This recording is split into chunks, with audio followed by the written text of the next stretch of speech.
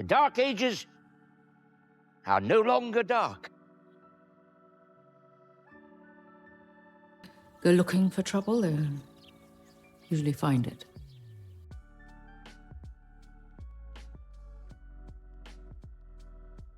This is a genuinely beautiful period piece that got swallowed by the Netflix algorithm and deserved a cinema run it never got. It's the summer of 1939, weeks before Britain declares war. A wealthy widow named Edith Pretty hires a self-taught archaeologist named Basil Brown to dig up these mysterious mounds on her Suffolk estate. What Brown uncovers turns out to be the richest intact early medieval grave ever found in Europe. Ralph Fiennes plays Brown, Carey Mulligan plays Pretty, and the whole thing is really about class. Brown does all the work, makes the discovery, and then Cambridge academics swoop in and try to sideline him from his own find. It started as a BBC film starring Nicole Kidman and Ralph Fiennes. Kidman told the press she'd wanted to work with Fiennes her whole life. Then scheduling conflicts pulled her out, the project jumped over to Netflix, and 35-year-old Carey Mulligan came in to replace her. The problem is that Edith Pretty was 56 in real life. She was actually 5 years older than Basil Brown.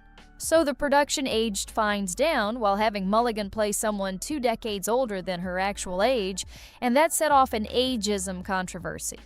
People pointed out the absurdity of it. Why not just cast a 56-year-old actress?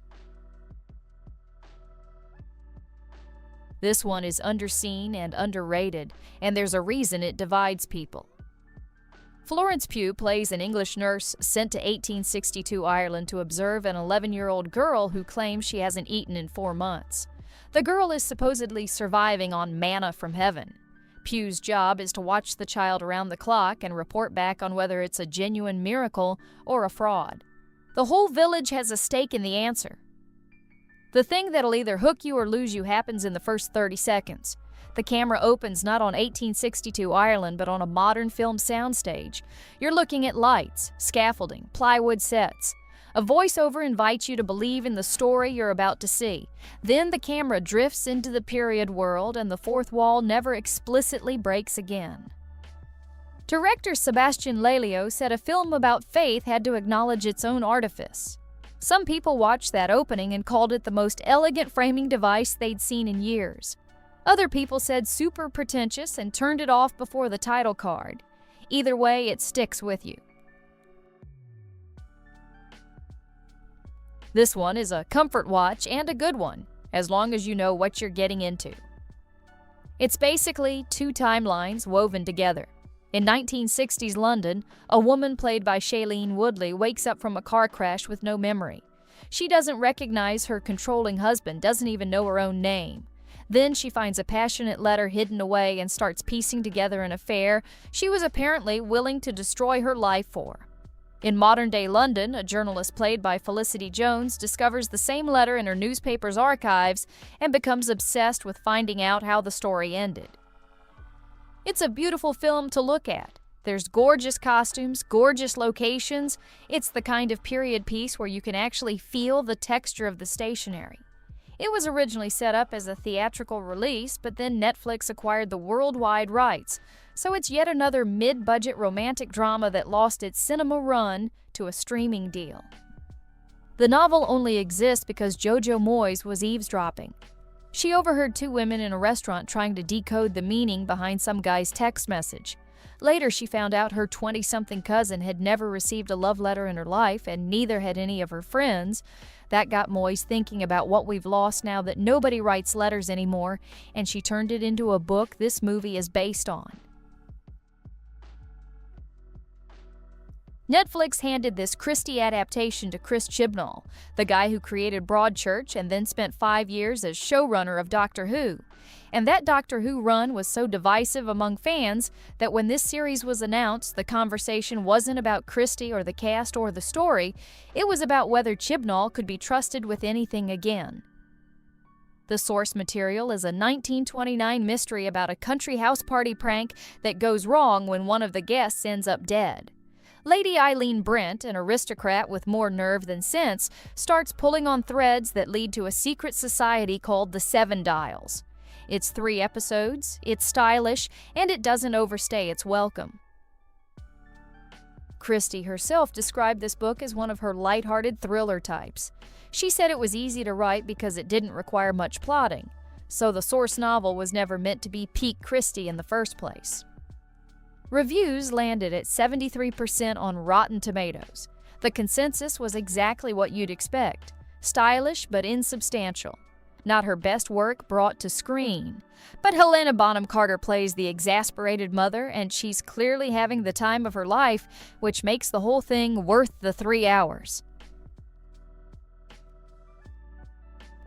This one got buried by the worst timing imaginable.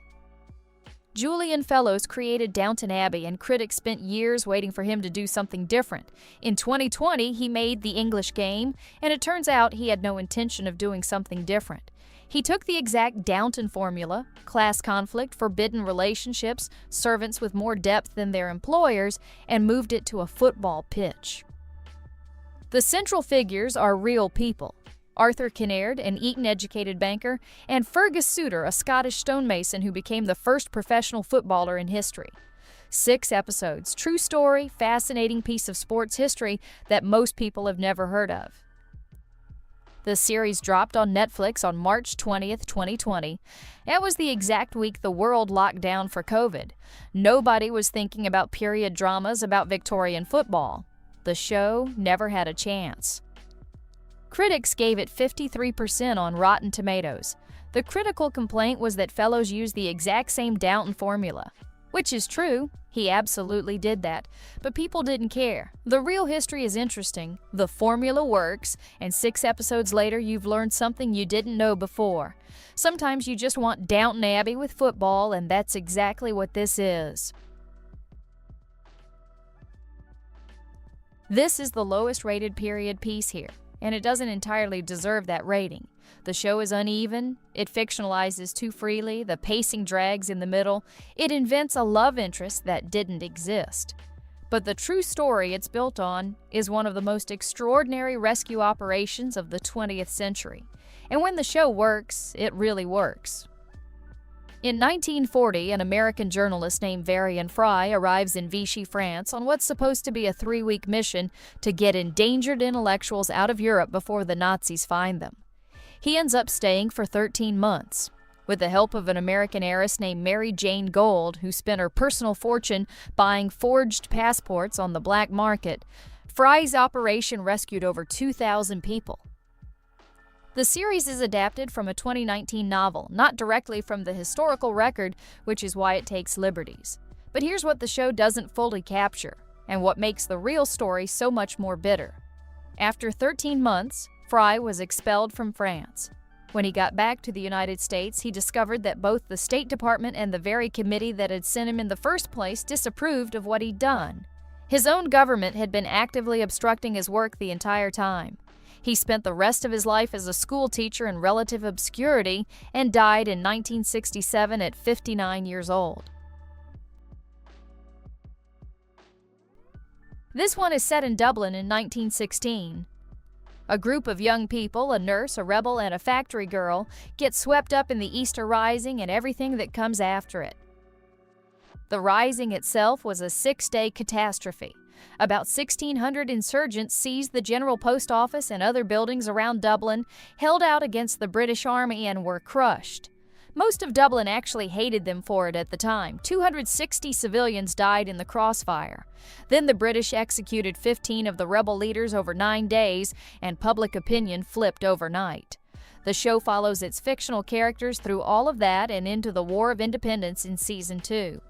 Charlie Murphy, Brian Gleason, and Michelle Fairley lead the cast, and the material gives them real weight. This isn't just costume drama posturing,